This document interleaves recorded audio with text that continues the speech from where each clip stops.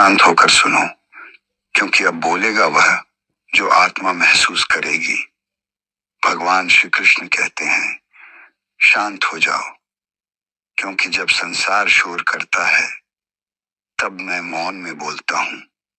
दुख का समय वह द्वार है जहां आत्मा की रोशनी पहली बार झांकती है। यह समय तुम्हें तोड़ने नहीं, गढ़ने आया है। जब जीवन रुलाता है तो याद रखना, मैं तुम्हारे सबसे करीब होता हूँ।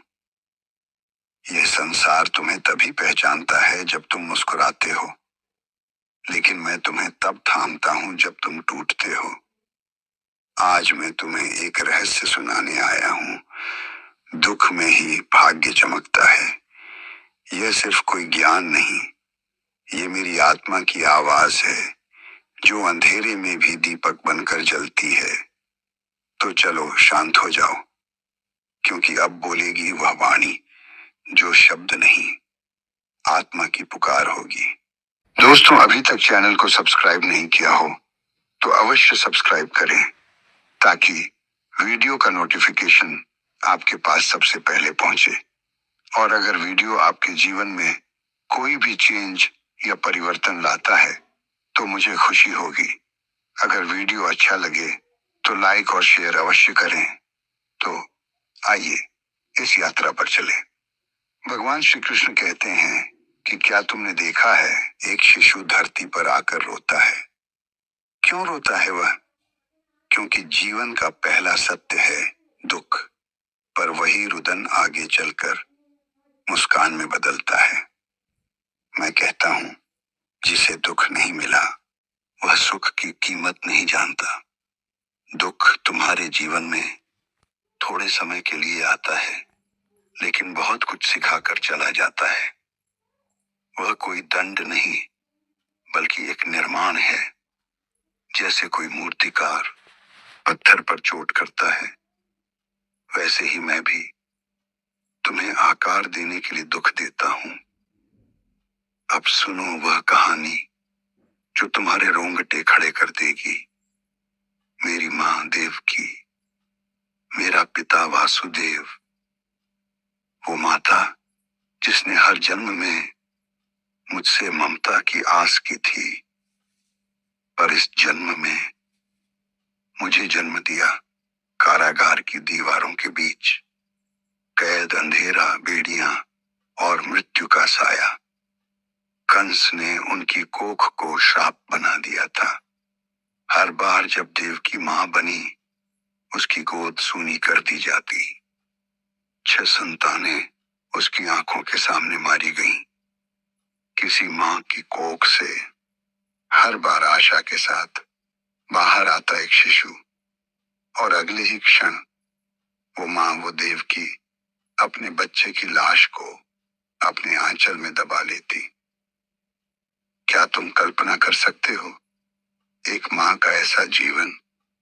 और वासुदेव जी, वो पिता जो बेबस खड़े देखते रहे, हर बार अपनी संतान को छीनते हुए, पर न रोए न टूटे, क्योंकि उन्हें पता था 7वां और 8वां पुत्र उनका जवाब होंगे।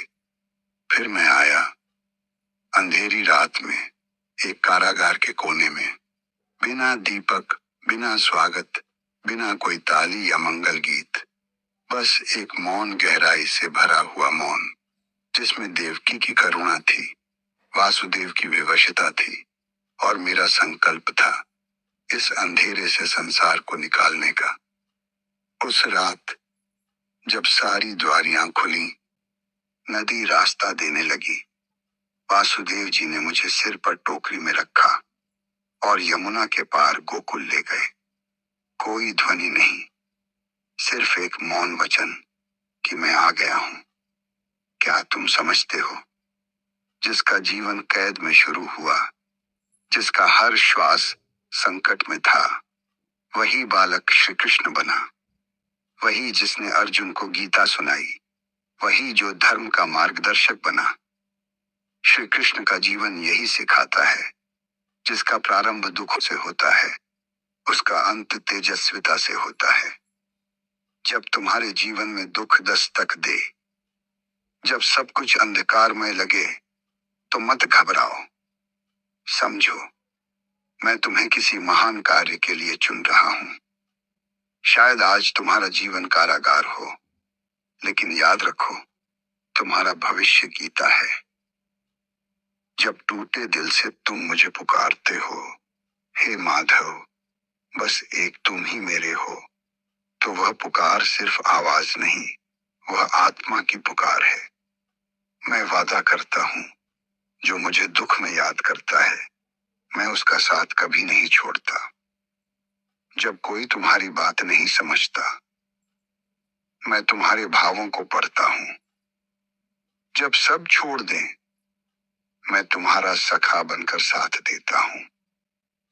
जब कोई सहारा न हो, मैं वह छाया बन जाता हूं, जो तुम्हारे साथ हर क्षण चलती है।